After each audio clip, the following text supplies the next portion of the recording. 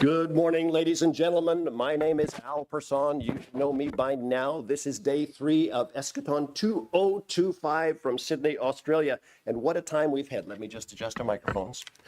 First of all, those of you who are watching, both now and a little while later, bless you. Thank you very much for coming online. Questions to eschaton2025 at gmail.com. We're very honored to have Don Preston. I always want to call him the Reverend Dr. Don Preston, but I guess, with us today and for our third day. Don's going to take the beginning sessions, and you can see that his PowerPoint is already up on the screen. Don, if you'd like to come up, I'll pop this microphone on you so you can move around just a little bit if you need to.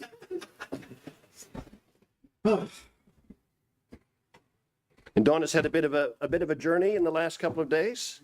But looking dapper as ever. There you go. Grab that, sir, and I'll just put this up here. And that will just, if you need to move around, we can probably get you there. God bless you. Enjoy the session, everybody. Good morning. Good morning. Thank you to all of you for asking me how I feel today.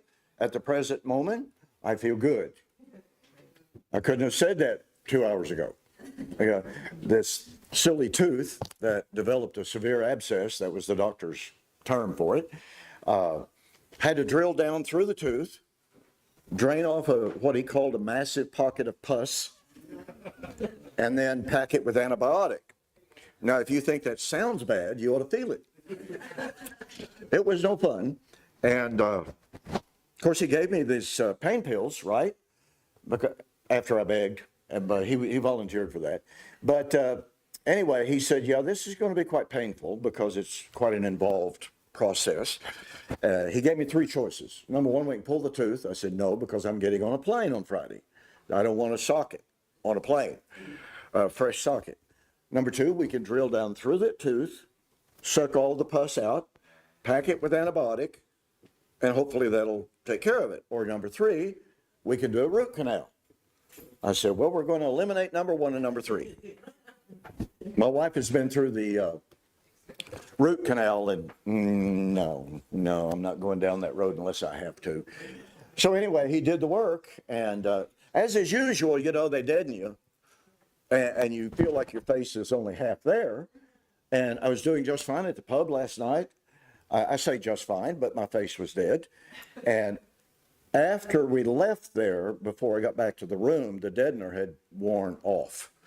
And I had a really, really miserable time, I can tell you that. I didn't get to sleep until about 1:15, 1:30, somewhere along in there. I slept until about 3:15. And I woke up, and mind you, I'd taken 2 of the codeine painkillers, right? And so when I woke up, and I was going to go to the bathroom to take a shower, and I had to lean on the wall. I had to help hold the wall up. I was just staggering, and I don't like that feeling even a little bit. So then I had the other medicine. Tell me again what the name of it is. No, the one you gave me. Panadol. I can't remember the names of it. Okay, I can remember Tylenol. Okay, so anyway, I feel much better. And Al and I have been discussing, okay, how are we going to proceed this morning? Are you going to feel like speaking like 45 and then 90? And I said, I don't know how I'll feel. We'll see how I progress. But at the present moment, I feel just fine. And I'm excited about presenting this lesson to you. A little bit of a background here. In the fellowship in which I was raised, the Great Tribulation is generally understood to have occurred in the 1st century in association with the fall of Jerusalem, the siege and destruction of Jerusalem. That's a kind of a given in the churches of Christ, otherwise known as the amillennial view. Well, postmillennialists generally agree with that. And I'll be sharing some quotes as we go along. But nonetheless, I never had a problem understanding that the Great Tribulation was linked to 1st century events, right? I never for one moment linked the Great Tribulation, and if you've never heard this, I well understand the shock value. I really do. If you've never seen the linkage between the Great Tribulation and the resurrection, I hope to be able to share with you enough this morning that you will go, whoa, I've got to look into this even more. And by the way, Al has copied my entire PowerPoint presentation off. Al, feel free to share the PowerPoint with anyone that wants a copy of it. This is only, as I shared with someone a few moments ago, this is only the second time in my life I've ever presented this lesson. I presented at Jonesboro, Arkansas last year, and it was received extremely well. And this is really exciting stuff to me. It really is. And the reason it's so challenging in our world, number one, is because of the fact that when we talk about resurrection, what do people 99.9% of the time think about? Oh, dead bodies coming out of the grave, right? That is a really, really, really limited definition of resurrection. I was sharing with some of you, I don't know which one it was, but when people commonly say today, oh, the Jews believed, then automatically you ought to know this. And this is not to deride anyone, not to disparage anyone, but it's simply to say they don't understand how variegated, how diverse beliefs of different doctrines was in first century Judaism. There was not a singular Jewish doctrine of resurrection. You may not be aware of the fact that scholars have documented at least 6 different views of either resurrection or life after death among the Jews. 6 different views, folks.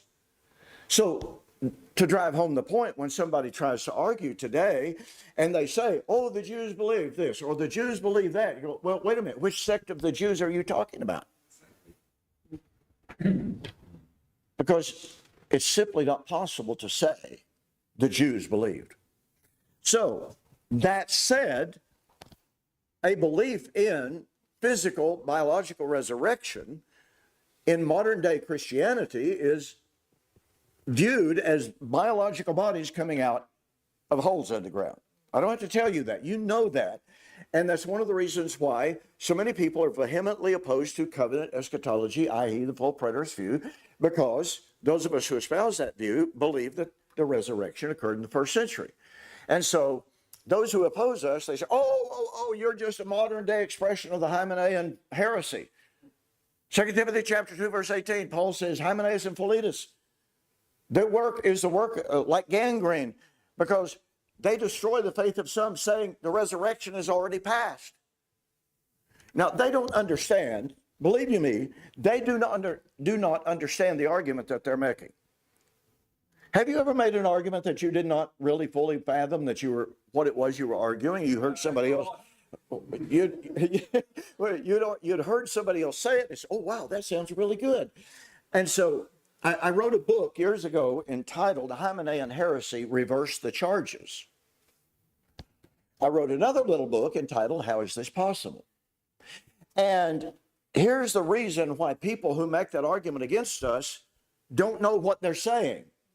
And they say, oh, you're a preterist. You say the resurrection is already past. You're Hymenaeus and Philetus. And my response to that is, okay, let me ask you a question. What is your view of the resurrection? Bodies coming out of the grave.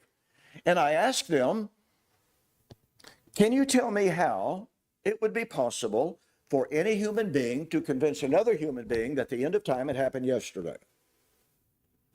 How would it be possible for any human being to convince any human being the resurrection of the dead, which is an earth-burning, time-ending event in which every human being that has ever died, decomposed, and gone, returned to the dust, had come out of the dust or come out of the sea, be recomposed, resuscitated, resurrected?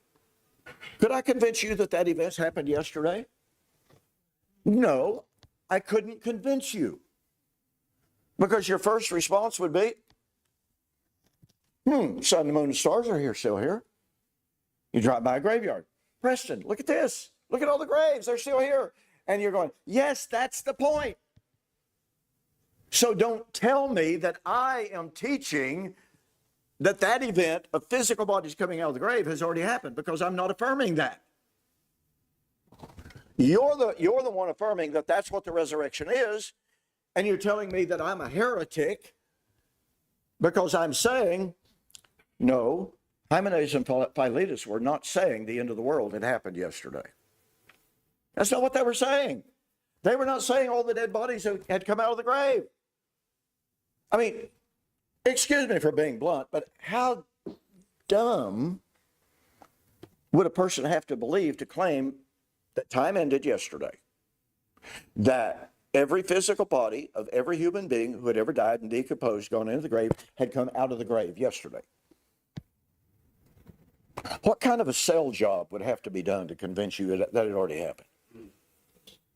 And so that's what I'm saying. People don't understand.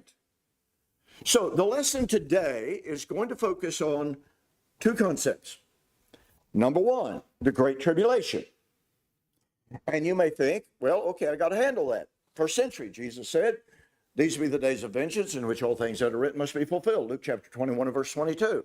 Speaking of the great tribulation, for then shall be great tribulation, such as has never been, such or ever yet shall be. Matthew chapter 24, verse 21. And if you're an all-millennials or post-millennials, you say, okay, I've understood that for years. I understand that. That was past, associated with the Jewish War of AD 70, 66 to 70. But how many of you have ever linked the Great Tribulation with the resurrection? I didn't think so. I didn't. For years and years and years. So I'm going to try to stick with my PowerPoint. I don't want to, but I'll try. All right? My position is that when Paul was discussing the Great Tribulation and the resurrection, that he was drawing on Isaiah, Hosea, Daniel 12 for his resurrection doctrine. Now, virtually all scholars agree with that. That is not controversial.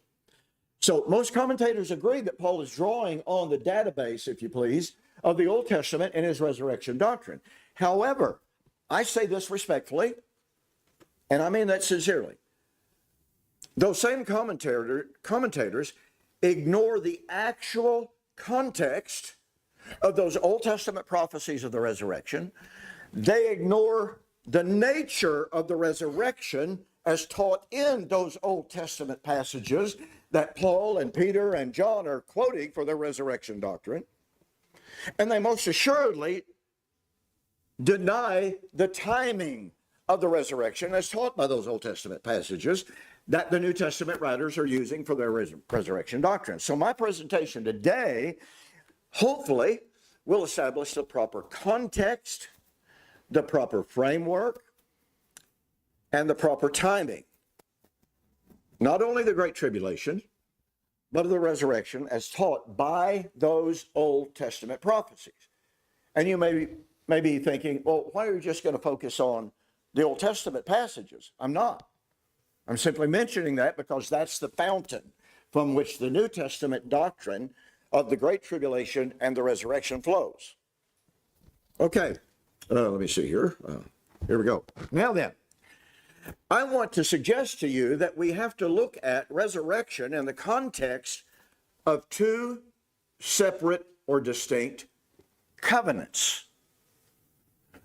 When I was growing up in the all-millennial world of the churches of Christ, I never entertained and I never heard a single time in which resurrection was ever couched within the framework of a discussion of two covenants. So my position here is that the resurrection is at the coming of the Lord for the salvation of Israel. We talked about Romans chapter 11 yesterday. I didn't get to finish it, but that's what it is. You can get the PowerPoint from Al.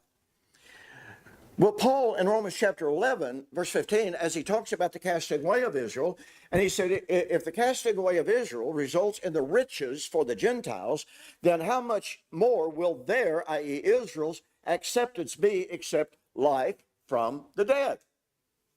Paul, what did you say? Paul says, Israel's, the righteous remnant, acceptance of the gospel would be resurrection from the dead. No, Paul, you're confused. Resurrection is coming out of the grave. Well, you're right. It is coming out of the grave, but it's not coming out of dirt. I mentioned to you yesterday, I don't know if you caught it, but in many, many, many passages, resurrection is the same as reconciliation. Reconciliation. Okay, to go on. this coming of the Lord for the salvation of Israel, for the resurrection, would be in fulfillment of God's old covenant with Israel. I want to tell you a little anecdote here very quickly. I'll try not to get bogged down in some of these anecdotes that have been so entertaining to me and enlightening as well. All of us have had epiphany moments, right? In which biblical text just, and Ellen and I were talking about this at coffee this morning, in which text that we had read so many different times jumps off the page at us, and they just pound us. And sometimes we were tempted to say, no, that was not in there yesterday. It just couldn't have been. Because I've read that text so many thousands of times, and it wasn't there, but now it is. Well, that's because our minds are now assimilating an additional good bit of information, and different portals, if I may use that term, are opening up for our better, deeper understanding, and we go, wow, so that's what that means. And it's gorgeous, it's beautiful, it's exciting, all those kind of stuff like that. So, years and years and years ago, I was struggling with Romans chapter 11, as I shared with you how much I struggled with Romans chapter 11 in my youth. And I'm reading it for about the 20 millionth time. And Paul says, quoting from Isaiah 59, quoting verbatim from Isaiah 59, his doctrine of the salvation of Israel, the Redeemer shall come out of Zion, for this is my covenant with them. With who? Israel. So the salvation of Israel at the coming of the Lord, not the incarnation, but at the coming of the Lord out of Zion, which is the judgment context, as I hope I was able to convey a little bit yesterday. In other words, to put it like this, the parousia of Christ, the second coming of Christ, would be in fulfillment of God's old covenant promises made old covenant Israel. Now, if you were raised in an environment like I was that said that God was through with Israel at the cross, God was through the Old Testament at the cross, then to read that the parousia of Christ, the second coming, was to be in fulfillment of God's covenant with Israel, that is staggering. That is paradigm shifting. I was privileged many, many years ago to preach at a place called Red Boiling Springs, Tennessee.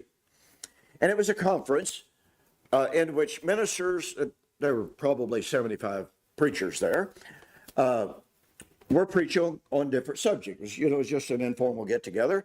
And I was invited. I didn't know why until I realized, and the sponsoring preacher revealed that he was a preterist. That's why I was invited.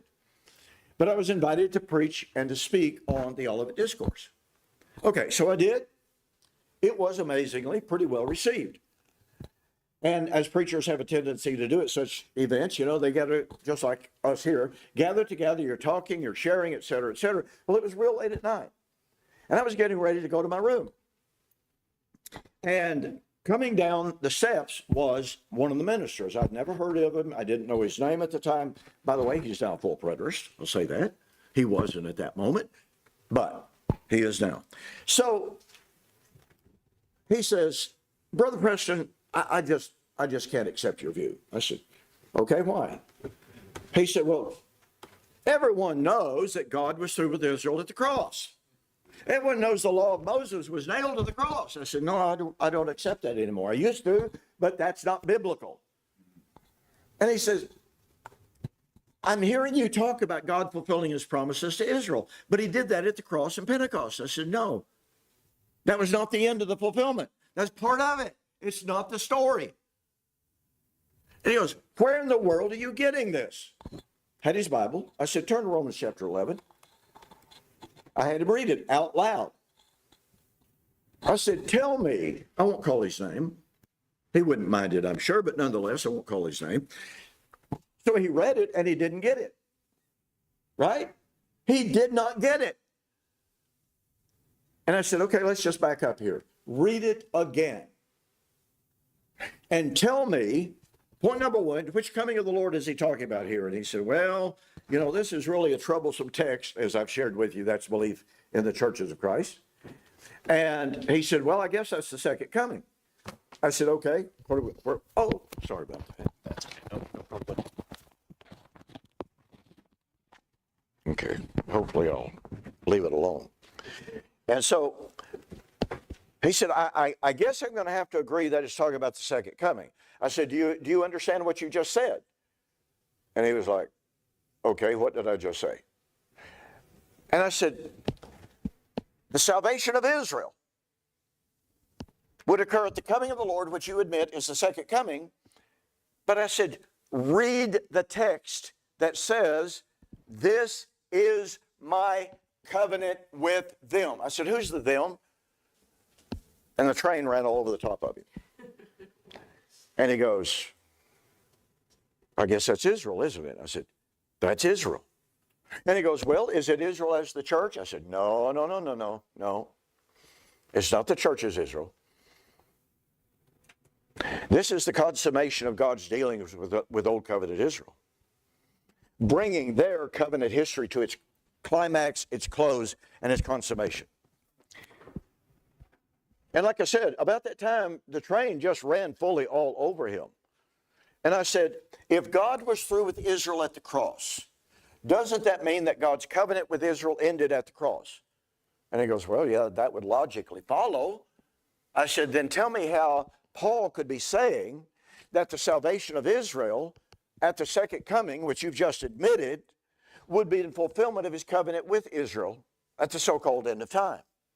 I said, do you believe that God's old covenant with Israel is still binding and effective? He said, oh, absolutely not. I said, then tell me how the salvation of Israel could occur at the second coming in fulfillment of his covenant with Israel if God was through with Israel at the cross. And he just stood there. He said, I have no answer to that question. He said, I've struggled with Romans chapter 11, as everybody in the churches of Christ does. But he said, I don't know how to answer that. Well, like I said, this guy's now a full preterist. He was fired for becoming a full preterist from a preaching job. Very faithful guy. So you have to appreciate that type of thing. So what I'm suggesting to you here is that Paul, in Romans chapter 11, verse 15, when he says, if the casting off of Israel results in the riches to the Gentiles, then how much more shall their acceptance? That acceptance there, folks, is not coming out of the dirt. It's their conversion to Christ. It's coming from the old covenant into the new covenant. That means that resurrection in Romans chapter 11 is a covenantal resurrection. Everybody follow that? Well, let me go on because I could just park and camp right there. But, so here's what this means. It means that God's old covenant with Israel would remain valid until the resurrection. I don't care how you envision the resurrection. But when Paul says the resurrection would be in fulfillment of God's old covenant promises made to old covenant Israel, you can't say God was through with Israel at the cross without saying the resurrection occurred at the cross, or the resurrection promise was nullified. Well, you don't want to do that because God's promises to Israel were inviolate, would not be broken. So, to put this another way, this means that God's old covenant with Israel remains valid until the resurrection. Now, if we say, number one, the resurrection has not occurred. If we say, number two, the resurrection is at the end of the Christian age, then what we're saying is here that God has one covenant for national old covenant Israel that will remain valid until the end of time, okay, which is an unbiblical doctrine on its own, or we're saying that he has another covenant to the church. One for Israel, resurrection covenant. Number two, the church, the new covenant. Nope.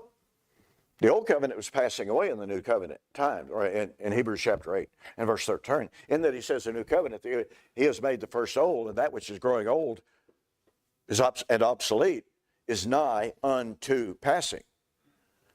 Two covenants would not exist until some imaginary end of time. So let me go on. So what this means, to point our finger directly and put a laser beam on 1 Corinthians 15, if 1 Corinthians 15, the great resurrection passage, is not fulfilled, then God has two covenant people.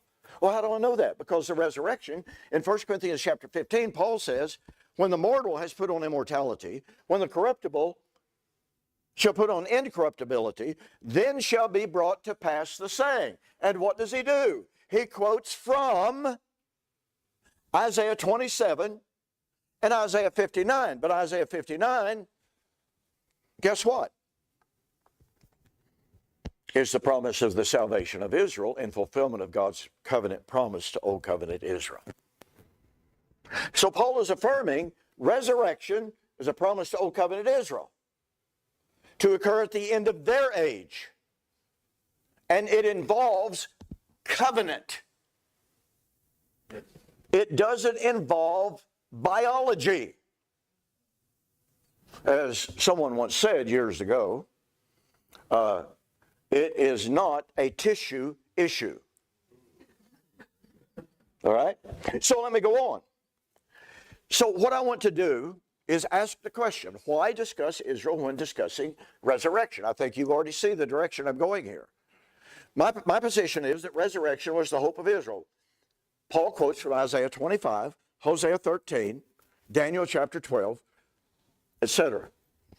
in his resurrection doctrine, and he says, I preach nothing but the hope of Israel found in Moses, the law, and the prophets. That was the source of his resurrection doctrine. All right? Here is a fact that becomes highly controversial, and it's highly controversial in preterist circles. As we will demonstrate as we go along, each of these Old Testament prophecies of the resurrection were not focused on individual people resurrection. They were corporate body promises. The resurrection of the corporate body of Israel out of sin, death. Now, don't misunderstand what I'm saying. That doesn't mean that individuals are not involved. You don't have a corporate body without individuals comprising that individual body. That's what Paul said in 1 Corinthians chapter 12, 4 and following. Though there be many members, yet there is but one body. The body is comprised of individuals. So don't misunderstand what I'm saying here. The point that I'm focusing on, that I hope you'll be able to see and understand if I can communicate it properly, is that, again, each one of these promises is about the corporate body resurrection of Israel out of sin death, not biological death. We'll be seeing more about that here in a little bit. In other words, return from, quote, exile, restoration to the fellowship of God, reconciliation is resurrection. All right. One scholar by the name of Brant Petrie, and I want you to catch this quote. I mentioned to you yesterday, I really, really, really like Brant Petrie. Excellent scholar.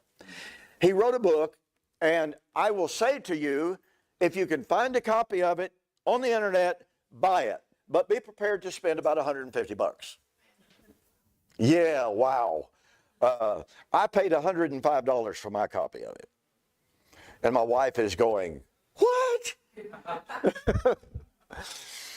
So anyway, in this book, Jesus' tribulation and the end of exile, commenting on Daniel chapter 12, says, quote, this prophecy of the resurrection and justification of the many, catch this, like all resurrection texts in the Old Testament, is also a prophecy of the restoration of Israel. Now, does Brant Petrie believe that all of these Old Testament prophecies referred to the nationalistic, physical restoration of geopolitical Israel? No, he doesn't believe that. He understands it would be a spiritual resurrection of Israel, to the fellowship of God, forfeited through sin. In other words, alienation. Alienation equals death. Reconciliation means what? Resurrection. Let me reiterate the point. These Old Testament passages that we're going to look at in even more detail here momentarily were not promises of the raising of individual biological bodies that had decomposed out of the dirt. Thus, unless it can be proved that Paul and the New Testament writers were radically redefining those Old Testament prophecies of the resurrection and redefining the hope of Israel, in other words, let me express it like this. If and since those Old Testament prophecies were defining resurrection as restoration to the fellowship of God, okay, being reconciled to God. If that's how the Old Testament defined resurrection, then when the New Testament writers quote from those Old Testament prophecies of resurrection, then if we're going to claim that the New Testament writers were talking about biological bodies coming out of the grave, then we've got to prove that the New Testament writers were radically redefining how the Old Testament foretold the resurrection. Well, that means the burden of proof lies on us to prove that the New Testament writers were redefining, restructuring those Old Testament prophecies. So let's go on and let's begin to look at some of the key Old Testament prophecies concerning resurrection. Years and years ago, I was studying through Daniel. Daniel chapter 9 has become one of my favorite texts down through the years, and there are lots of linguistic, textual problems with Daniel chapter 9 between the Septuagint, the Old Greek Septuagint, and the Masoretic text. The Masoretic text has essentially been butchered by many Jewish rabbis, and you know why? Because it's so clearly a prediction of the Messiah that points directly to Jesus in the first century that the rabbis said, we can't allow this to stand, so we're going to change up the text.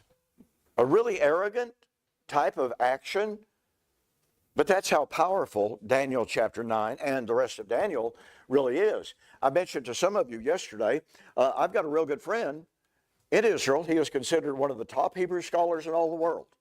And if you want to look him up on the internet, his name is Reuven Bronner. He's got a website that's just phenomenal. His two sons are leading rabbis at two of the largest synagogues in Israel. Do you know what my friend says? We as Jews do not accept Daniel. He was not a prophet. Do you know why they take that position? Yes, you know why they take that position. Because Daniel pointed to Jesus. Now that is allowing your ideology to drive your theology. And that's not the way to do things. Okay, I got to go on here. So Daniel chapter 9. 70 weeks are determined upon your people and upon your holy people. And he lists 6 constituent elements. I obviously don't have time to examine each one of those constituent elements, but one of those elements was 70 weeks are determined to take away sin. Now, involved in that is 70 weeks are determined to make the atonement. 70 weeks are determined to bring in everlasting righteousness. That is 3 of the 6 constituent elements of Daniel chapter 9, and each one of them involves the motif of resurrection. If you remember what I pointed out yesterday from Isaiah chapter 27, 9 and following, this is the result of the taking away of Israel's sin. The fortified city will lie desolate, the altar shall be turned into chalkstone, and the people whom the Lord created will no longer find mercy, based upon Deuteronomy chapter 32, a prophecy about Israel's last days. So how would God save Israel? By taking away their sin. Israel in sin was alienated, separated from God. When Israel was separated from God, how did God describe them? They were dead. I call that sin death. I have people say, oh, it's not a biblical term. Well, no, I don't find the explicit term, but I certainly find the idea. Dead in sin, dead. Alienated from God, dead. Reconciled to God, resurrected. We'll get to Ezekiel chapter 37, I hope, in this first section. If not, we'll carry it up into the very next section. So in Daniel chapter 9, three of the constituent elements that we find there, number one, they're confined to the 70 weeks. Now, I know that lots and lots and lots and lots of people have lots and lots and lots of different views about when the 70 weeks began and when the 70 weeks ended. Okay? I'm simply going to make this observation, and I think I have the next chart for that. No, I do not have that yet. This is something that I found within the last year. I was reading the Septuagint, English translation of the Greek Old Testament, right? And I come down to Daniel chapter 9 and verse 27. And I was looking at the Greek because I wanted to look closer at the Greek of the Septuagint. Not possible for 5 minutes to be left. Okay, so I'm looking at the Greek, and as I've already mentioned, I'm not a Greek scholar, but I can work my way through it. I use the lexicons. I use the world scholarship on the Greek and what have you. But in the Greek of Daniel chapter 9 and verse 27, it says, at the end of the appointed time. Now, what's the appointed time of Daniel 9? The 70 weeks. 70 weeks are determined. The word determined is from the Hebrew word katash, and it means, here's a point, God cut out that period of time. 70 weeks have been determined. The 70 weeks are the determined time. So here in Daniel chapter 9 and verse 27, the prophet is told, at the end of the appointed time. Now let me say this, please don't be offended in any way by this. I have heard people argue incessantly, continuously, and I have people ask me all the time, challenge me all the time, well, tell me when the 70 weeks began. And I tell them, with all due respect, I'm not concerned about when it started. I'm concerned about when it ended. And the Greek of Daniel chapter 9, verse 27, says at the appointed time, kairos, okay, it's suntelia kairos, which means at the consummation of the appointed time, then it says, an end, suntelia, shall be made of the desolations. I hope you see the power of that. The desolation of the city and the sanctuary would be at the end, or would come to an end, at the end of the 70 weeks. That's incredible. Why do we think we have to argue about the beginning of the 70 weeks when Daniel chapter 9 verse 27 says the end of the 70 weeks is the time of the end of the desolation of the city? When was the end of the desolations of the city and the temple? Oh, yeah, AD 70. There it is, folks. It's that simple. Okay, so let me put it like this. Whoops. Okay, so Daniel chapter 9 is confined to the 70 weeks. Anybody have a problem with that? Most, I think I'm safe in saying, many, if not most, amillennialists and postmillennialists will agree with that. Now, in both amillennial and postmillennial camps, there are those who say, well, the 70 weeks ended in AD 34 or 35 with the stoning of Stephen. I'm going, well, no, I'm sorry. That was not the time of the end of the desolation of the temple and the city. The desolation of the city and the temple hadn't even begun. So the 70 weeks didn't end with the stoning of Stephen. So you have a great number of prominent amillennial and postmillennial scholars who agree, okay, the 70 weeks has to do with the taking away of Israel's sin. Well, the taking away of Israel's sin is resurrection, to put it like that. So that leads me to Israel's salvation, resurrection, the resurrection of Romans chapter 11, 15, the resurrection of 1 Corinthians 15 had to be fulfilled in the first century. You cannot get Daniel's 70 weeks beyond the end of the desolations of the city and the temple. That's the confining parameter. The consummation, the end, the termination of the appointed time would be at the end of the desolations. Just let that soak in. Grab hold of that. because it's extremely powerful. So here is my position. Simply stated, resurrection would be at the end of the law. That was the strength of sin. 1 Corinthians chapter 15, 55, and 56. That's explicit. Most commentators agree that the law was a reference to the law of Moses. Do you know what that means? It means that the resurrection had to occur at the time of the removal of the old law. Okay, if you're going to argue that the old law ended at the cross, then the resurrection had to occur at the cross. No, it didn't. It means, therefore, that the resurrection was in AD 70. So, let's now, and by the way, I don't know if you caught it, I think you did, but in Daniel chapter 9, do we have the Great Tribulation? Well, we've got the abomination of desolation, don't we? Daniel chapter 9, verse 26. By the way, in all of the discussions about the Great Tribulation, a lot of people say, well, it referred to the appearance of the Roman army in the land of Judea. Actually, no. I used to take that position. But the text is very emphatic in Daniel chapter 9, verse 26, as well as Daniel chapter 12, that the abomination of desolation will be set up in the temple.